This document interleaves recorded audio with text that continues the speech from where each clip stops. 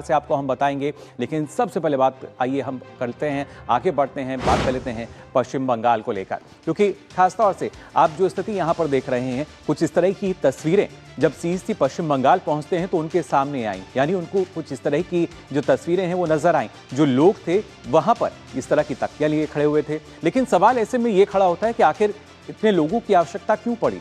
CC और उससे पहले हमने देखा था एसआईआर की अगर बात की जाए, लगातार एक विरोध जो है वो होता रहा, लेकिन ये विरोध अभी थमने का नाम नहीं ले रहा है। प्रक्रिया चाहे पूरी हो चुकी हो और जो लंबित नाम है उनको लेकर हमने देखा ममता बनर्जी किस तरीके से धरना पे बैठी हैं, लेकिन इस बीच जो बड़ी खबर आ रही है वो आपके साथ हम साझा कर लेते हैं। जी हाँ, इस वक्त की बड़ी खबर आपको बता दें, न्यूज पंच में एसआईआर को लेकर जो बड़ी खबर आ रही है, आखिर किस तरीके से बंगाल की जो जनता है उसी पर अब ममता बनर्जी भड़कती हुई नजर आ रही हैं। वो जनता जिसको कह रही थी कि उनकी प्राथमिकता है, अब उसी पर वो भड़क रही हैं और उसके साथ साथ बर्बादी वाला वार सीधे जनता पर प्रहार जो है वो होता हुआ यहां नजर आ रहा है। आपको बता दें, बंगाल में वोट की चर्चा पर सीएम का जो गुस्सा है वो फूकता नजर आया है उसी जनता पर जो उनकी प्राथमिकता थी, पहले भाजपा फिर चुनाव आयोग और अब आम लोग यानी आम जनता जो है उस पर भी अब यहाँ पर उनका गुस्सा फूटा है। मुसलमानों को लेकर लोगों पर यहाँ निशाना साधती नजर आई हैं ममता बनर्जी। उन्होंने कहा कि खासतौर से अगर बात की जाए यहाँ पर गांधी नेहरू से कीजिए सवाल, ये उनका कहना है ममता बनर्जी का। तो आप देख सकते हैं किस तरीके से क्या घबराहट है, बौखलाहट है, वो समझ नहीं आ रहा। राजेंद्र जी और अंबेडकर से पूछे सवाल, ये कहना था ममता बनर्जी का, और साथ ही साथ उनका कहना ये कि बीजेपी के झांसे में आकर गलतफहमी मत पालिए।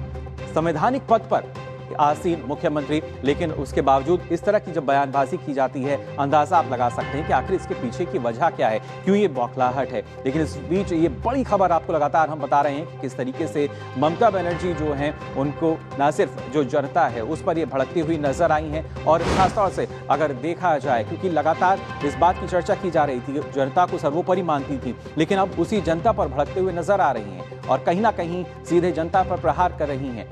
जब वोट की बात की जाती है तो इस बार आम जनता जो है उस पर सीएम ममता बनर्जी का गुस्सा फूटता हुआ यहाँ नजर आया है। और इससे पहले हमने कई बार देखा है, संवैधानिक पद की बात की जाए, संवैधानिक संस्थाओं की बात की जाए, किस तरह की बयानबाजी ममता बनर्जी जो हैं वो यहाँ करती हुई नजर आती हैं। लेकिन अब हद हो चुकी है, क्योंकि अब आम जनता जो है उस पर यहाँ पर कहीं ना कहीं ममता बनर्जी जो है उनका गुस्सा फूटता नजर आ रहा है। लेकिन क्या कुछ उन्होंने कहा है ममता बनर्जी ने, आइए सबसे पहले वो आपको सुनाते हैं।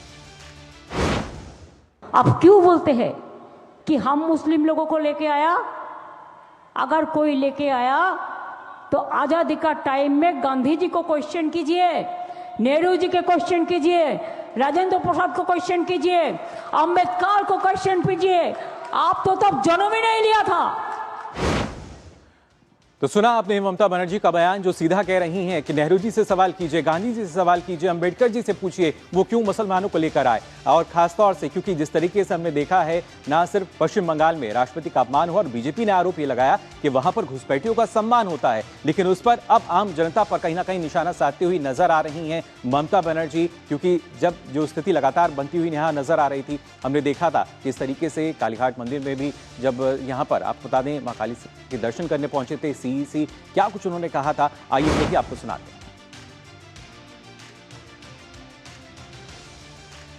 आप देख सकते हैं यहां पर कालीघाट मंदिर के में दर्शन करने पहुंचे थे सीसी ज्ञानेश कुमार, और उसके बाद आप जो तस्वीर आपको दिखा रहे थे किस तरीके से जो उनका विरोध है वो होता हुआ यहां नजर आया। ये दो तस्वीरें जो कि अपने आप में बयां कर रही हैं कि आखिर पश्चिम बंगाल में चल क्या रहा है। और यहां खासतौर से अगर देखा जाए, ज्ञानेश कुमार ने सिर्फ इतना कहा कि मां काली जो हैं सबकी रक्षा करें, सब पर आशीर्वाद उनका बना रहे। लेकिन इस दौरान टीएमसी के जो समर्थक है वो काले झंडे यहां दिखाते हुए नजर आए, लेकिन इस विरोध पर उन्होंने कुछ भी नहीं कहा, सिर्फ यही कहा क्योंकि मंदिर वो पहुंचे थे और कामना यही की कि सब पर काली मां का जो आशीर्वाद है वो बना रहे। तो पश्चिम बंगाल की अगर बात की जाए, आज की तारीख में किस तरह की परिस्थितियां यहां पर बन चुकी हैं और इसके लिए आखिर जिम्मेदार कौन है? क्या वो मुख्यमंत्री जिम्मेदार हैं जो कि आम जनता पर ही लगातार आरोप लगा रहे हैं? और कहीं ना कहीं अगर देखा जाए इस तरीके से लगातार जो स्थिति है वो बनती हुई यहाँ नजर आ रही है। लेकिन अब ये देखना होगा कि क्या कुछ और इस तरह की जो बयानबाजी है वो निकलती हुई यहाँ नजर आएगी। लेकिन अगर देखा जाए तो कहीं ना कहीं टीएमसी के निशाने पर अब आम जनता भी यहाँ नजर आ रही है। इस पर और क्या कुछ कहा गया है, आइए देखते हैं। वेस्ट बंगाल के सभी भाई बहनों को मेरा नमस्कार। काली माँ सबहिन को भालो रखे। जय भारत, जय हिंद। तो सुना आपने सीईसी ज्ञानेश कुमार को, उनका कहना था कि देवी माँ सब भालो रखें, यानी सबका भला करें, सब पर आशीर्वाद बनाए रखें। लेकिन वहां पर आप देख सकते हैं किस तरीके से टीएमसी के जो समर्थक हैं वो उनके खिलाफ विरोध प्रदर्शन करते नजर आते हैं। और ना सिर्फ सीईसी बल्कि इससे पहले हमने देखा था किस तरीके से एसआईआर को लेकर लगातार अलग अलग हिंसा जो है वहां पर की गई थी। साथ ही अगर देखा जाए टीएमसी के निशाने पर जो सीईसी आ रहे हैं, क्योंकि बंगाल में लगातार संवैधानिक संस्थाओं का हमने देखा है किस तरीके से अपमान वहां पर किया जाता रहा है। और पश्चिम बंगाल के दौरे पर आपको बता दें मुख्य चुनाव आयुक्त भी हैं, लगातार जो बैठकें हैं चुनाव की तैयारियों को लेने के लिए, जो जायजा लेने के लिए वो पहुंचे हुए हैं वहां पर। लेकिन इस बीच आप देख सकते हैं किस तरीके से वहां पर टीएमसी के जो समर्थक हैं वो उनके विरोध में हैं, और वहीं पूर्ण बेंच के साथ राज्य के दौरे पर हैं सीईसी। और हमने देखा एक महत्वपूर्ण बैठक जो है जब कल वो पहुंचे उन्होंने वहां पर भी ली थी। और इसके साथ साथ अगर देखा जाए, क्योंकि कोलकाता में प्रदर्शनकारियों ने उनके सामने नारेबाजी की, लेकिन वहां पर भी ज्ञानेश कुमार ने कुछ नहीं कहा। साथ ही चुनाव आयोग के खिलाफ लगातार जो समर्थक हैं वो नारेबाजी यहां पर कर रहे थे। और इससे पहले भी लगातार हमने देखा इस तरह की तस्वीरें निकल कर आती रही हैं। एयरपोर्ट से होटल जाते समय भी जो नारेबाजी है वो यहां पर की गई। और खासतौर से आपको बता दें जो नारेबाजी की गई है, आरोप ये है कि टीएमसी कार्यकर्ताओं ने ये नारेबाजी की, यानी जो प्रदर्शन कर रहे थे वो टीएमसी के कार्यकर्ता थे। और खासतौर से अगर देखा जाए, क्योंकि लगातार इस तरह की जो घटनाएं हैं वो पश्चिम बंगाल से निकलती आ रही हैं, संवैधानिक संस्थाओं की बात की जाए, संवैधानिक पदों की बात की जाए, यहाँ पर शायद सर्वोपरि यानी सबसे ऊपर जो है वो राज्य की मुख्यमंत्री नजर आती हैं और उनकी राजनीति आती है, जो कि अब तक वोट बैंक की राजनीति मानी जा रही थी। लेकिन खासतौर से अगर देखा जाए इससे पहले भी तरह की तमाम घटनाएं हमारे सामने आई हैं, लगातार किस तरीके से अपमान कर रही हैं। पहले भी अलग अलग पदों और संस्थाओं को लेकर उन्होंने अपने बयान में हमने देखा है किस तरीके से अपमानित को किया है। पश्चिम बंगाल में राष्ट्रपति का अनादर हमने देखा, प्रोटोकॉल जो है उसका उल्लंघन वहां पर किया गया। और खासतौर से 2025 की भी अगर बात करें तो वहां पर प्रधानमंत्री के कार्यक्रम में वो शामिल नहीं हुई थी, यानी वहां भी गैर मौजूदगी उनकी जो है दर्ज की गई थी। और जब 2021 में प्रधानमंत्री की मौजूदगी में वहां पर उन्होंने अपना भाषण नहीं दिया था, जबकि प्रोटोकॉल के तहत ये रहता है कि जिस राज्य में जब राष्ट्रपति प्रधानमंत्री पहुंचते हैं तो उससे पहले और संबोधन होते हैं। साथ ही राज्यपाल का भी हमने देखा किस तरीके से उन्होंने अपमान किया, और ये उन्होंने तंज कसा था कि राजभवन में बैठता है एक राजा। राज्यपाल के लिए इस तरह के शब्दों का इस्तेमाल उन्होंने किया था। और साथ ही चुनाव आयोग पर लगातार हमने देखा किस तरीके से सवाल उठाती हुई नजर आई हैं। और इसके अलावा खासतौर से इलेक्शन कमीशन को तुगलकी आयोग भी उन्होंने करार दिया था। तो ये तमाम बड़ी बातें लगातार आपको हम बता रहे हैं कि आखिर पश्चिम बंगाल में क्या स्थिति बनी हुई है, क्या वहां पर चल रहा है। लेकिन इस बीच जो सीईसी की टीम पहुंची हुई है वो एक बड़ी बैठक है, जिसके तहत अगर देखा जाए तमाम दलों को पूरा समय दिया जाएगा। राजनीतिक दलों के साथ अहम बैठक जो है वो सीईसी की होनी है, क्योंकि विधानसभा चुनाव को लेकर किस तरह की तैयारियां हैं, टीएमसी सहित सभी दलों से जो मुलाकात है वो इस दौरान होगी। यानी कोई दल ऐसा नहीं है जिससे जो चुनाव आयोग के सदस्य हैं वो ना मिलें। हर पार्टी को आपको बता दें 10 मिनट का जो समय है वो यहाँ पर दिया गया है अपनी बात रखने के लिए। और खासतौर से इस दौरान चुनाव की जो तैयारियां हैं उनकी समीक्षा भी यहाँ की जाएगी। खासतौर से सीईओ मनोज अग्रवाल के साथ ये जो बैठक है ये भी हमने देखा था किस तरीके से हुई थी। और अगर देखा जाए, क्योंकि कोशिश जो है चुनाव आयोग की, निर्वाचन आयोग की, वो यही है कि किसी भी तरह किस तरीके से बल्कि हम शांतिपूर्ण निष्पक्ष वोटिंग जो है वो सुनिश्चित यहाँ करा सकते हैं। वही एक मजबूत लक्ष्य जो है वो यहाँ नजर आ रहा है, जिसके तहत हम देख सकते हैं किस तरीके से लगातार जो बैठकों का दौर है वो भी यहाँ पर देखा जाएगा। और फिलहाल हमारे संवाददाता सौरभ दत्ता जो हैं वो हमारे साथ जुड़ चुके हैं। सौरभ, जानना चाहेंगे आपसे आखिर पश्चिम बंगाल में चल क्या रहा है। पहले एसआईआर का विरोध होता है, सीईसी पहुंचते हैं उनका विरोध, राष्ट्रपति पहुंचती हैं वहां पर उनको अपमानित किया जाता है, प्रोटोकॉल का उल्लंघन होता है। आखिर क्या वोट बैंक की राजनीति अब सबसे ऊपर है?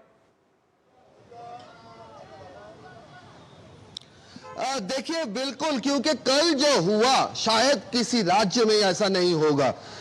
बंगाल का छोड़ दीजिए, सारे देश में ही जिस राज्य में भी चुनाव का माहौल होता है उसमें चाय की टपरी पर हो या फिर बस पे हो या फिर मेट्रो पे हो, आम जनता ये चर्चा करती है, चुनाव का चर्चा करती है, सारे मुद्दों को लेकर चर्चा करती है। यही देश का डेमोक्रेसी का ब्यूटी है। और उसी को लेकर उसके रेफरेंस को टानकर राज्य की मुख्यमंत्री कह रही है कि उन्होंने सुना कि एक स्कूल के बाहर कुछ गार्जियन, कुछ अभिभावक जो है वो अपने बीच एक आलोचना कर रही थी कि इस बारे को लेकर कि यहाँ की जो घुसपैठियां है इसके जिम्मेदार कौन है। तो उस रेफरेंस को लाकर सीएम सीधी तरह से बोल रही है कि आप क्यों बीजेपी का प्रचार कर रहे हो, अगर हम हैं इसलिए आप सेफ हो, वरना 1 सेकेंड लगेगा कि एक कम्युनिटी एकजुट होकर सब खत्म कर देगा, आपका 13 बजा देगा, मतलब आपको बर्बाद कर देगा।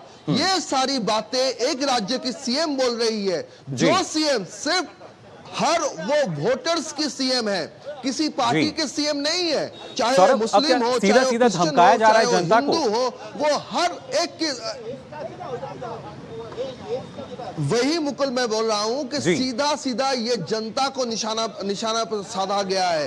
पहले बीजेपी के नेता थे, प्रधानमंत्री थे, गृह मंत्री थे, और फिर कॉन्स्टिट्यूशनल बॉडी सीएसी उनको अटैक किया गया। उसके बाद राष्ट्रपति को भी नहीं छोड़ा। और अब जो जनता